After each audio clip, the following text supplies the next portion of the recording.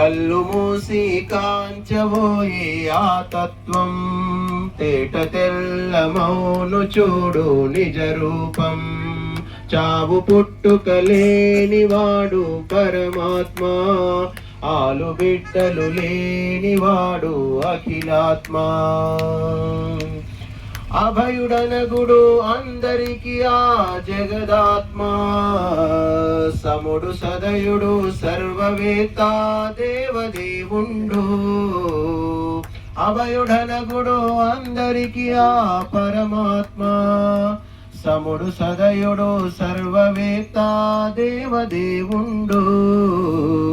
మధుర నామము ఓంకారము ప్రభువు నిజనామం, సృష్టి స్థితి లయములను చేసి చక్కబెడతాడు. మూర్తి బొమ్మలే